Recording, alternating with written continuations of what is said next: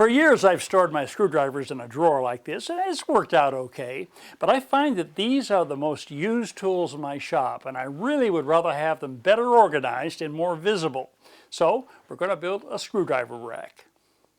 The rack I have in mind will mount on my tool board and have two distinctive features: a slot that will allow screwdrivers to be slipped in place from the front, and a recessed socket that will capture the bottom of the handles.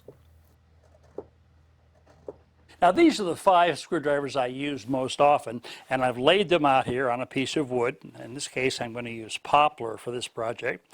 And what I want to do now is just make a mark on each side of these.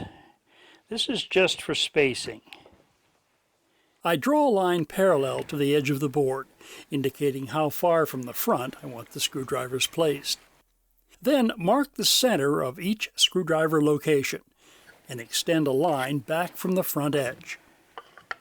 The point where these two lines intersect indicates the center position for each screwdriver. I select a Forstner bit, now you could use a spade bit, that's slightly larger in diameter than the handle. Then move to the drill press and bore a hole about 1/3 of the way through the board. I change the bit to a smaller size that's slightly larger than each screwdriver shaft, and drill completely through the board. Now I draw a line from the outer edges of the screwdriver shaft hole to the front edge of the board. The table saw blade is set just high enough to cut out the material between the smaller hole and the board edge.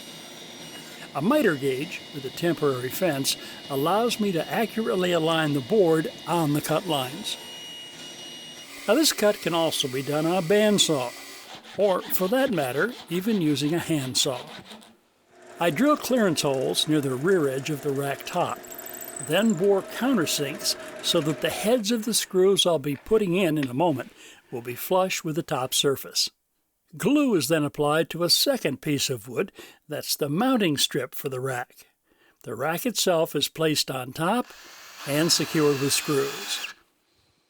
Finally, I bore holes in the mounting bracket that line up with those in the pegboard and attach the rack in place. Now I've made a second one of these for my Phillips head screwdrivers. What I really like about racks is that everything is organized in sight and every tool has a home. If something's missing, I know exactly what it is.